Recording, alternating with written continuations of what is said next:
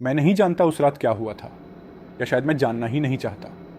पर अब जब लोग मुझसे पूछते हैं वो बाकी 3 दोस्त कहाँ हैं, तो मेरे पास कोई जवाब नहीं होता।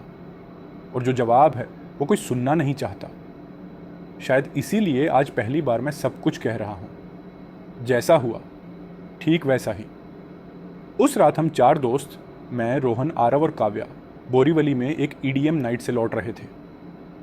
अल्कोहल, बीट्स, चीखें, हजारों लोग, सब एक अजीब से नशे में डूबा था। रात के करीब 1:15 बजे हम अंधेरी स्टेशन पहुंचे। हम सब थके हुए थे, थोड़ा नशे में, लेकिन मस्त थे। प्लेटफॉर्म लगभग खाली था। सीढ़ियों से उतरते हुए मैंने घड़ी देखी, 8:12 AM।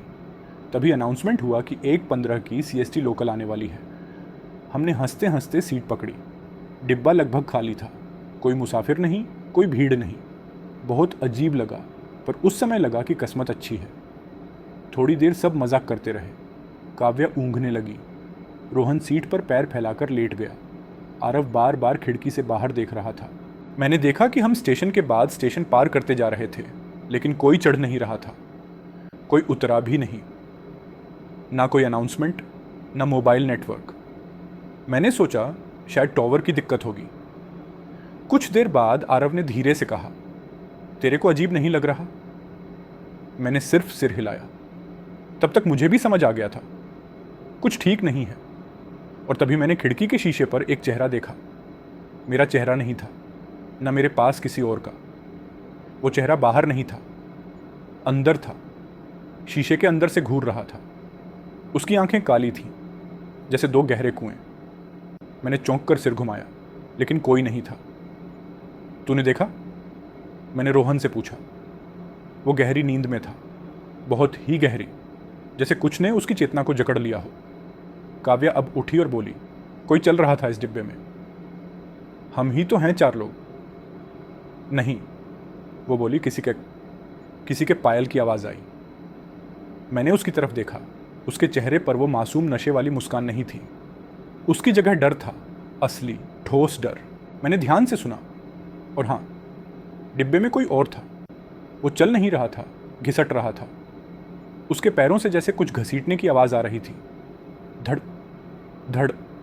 हम सब चुप थे, और आवाज़ पास आती जा रही थी। आरव धीरे से उठा और बोला, चलो दूसरे डिब्बे में चलते हैं। हमने अगले डिब्बे का दरवाज़ा खोला, पर वहाँ सिर्फ अंधेरा था। बत्तियाँ झपक रही थीं। अंदर घुसते ही एक अजीब सी सड़ांत का झोंका आया, जैसे किसी ने बहुत पुरानी सड़ी चीज़ें वहीं फेंक रखी हों। काव्या उल्टी करने लगी। रोहन अब भी जैसे नींद में ही चल रहा था। और तभी दरवाज़ा अपने आप बंद हो गया। ट्रेन अब तेज़ भाग रही थी, इतनी तेज़ कि खिड़की के बाहर सिर्फ अंधेरा दौड़ता दिखाई देता था। ये ट्रेन कहाँ जा रही है? मैंने चिल्लाकर पूछा, पर मेरी आवाज़ जैसे किसी तक पहुंची ही नहीं। आरव अब चुप था, बस सामने की सीट पर एकटक देखे जा रहा था। मैंने देखा, सामने की सीट अब खाली नहीं थी। वहाँ एक औरत बैठी थी, सफ़ेद साड़ी में। उसके बाल गीले थे, पैर के पास पानी जमा हो गया था। काव्या धीरे से फुसफुसाई, वो वही है। कौन? जिसके बारे में बोला था, जिसने खुद को लोकल ट्रेन से फेंक दिया था। उसका बच्चा खो गया था। वो हर रात किसी नए पैसेंजर से पूछती है, क्या तुमने मेरे बच्चे को देखा है? मेरे रोंगटे खड़े हो गए।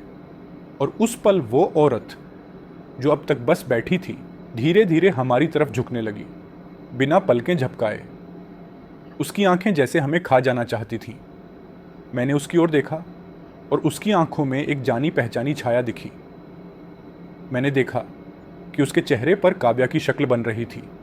मैंने फिर पलट कर देखा, काव्या वहीं खड़ी थी, लेकिन वो औरत अब उसकी कॉपी बन चुकी थी।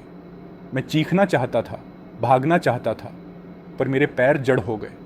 मेरे ठीक बगल में रोहन चुपचाप बैठा था, पर जब मैंने उसका चेहरा देखा तो वो रोहन नहीं था। उसकी आंखों से खून बह रहा था, होंठ सिल दिए गए थे। आरव अब कहीं नहीं था, मैं अकेला था, और ट्रेन चलती रही। मुझे नहीं पता कितने घंटे बीते। मेरे मोबाइल में समय रुका हुआ था, 8:47 AM पर। हर स्टेशन पर बस धुंध थी, कोई नाम नहीं, कोई प्लेटफॉर्म नहीं। और फिर एकाएक ट्रेन रुकी, दरवाज़ा खुला। मैं दौड़कर बाहर निकला। और गिर पड़ा। होश आया तो मैं मुंबई सेंट्रल स्टेशन पर था, सुबह के 7 बजे।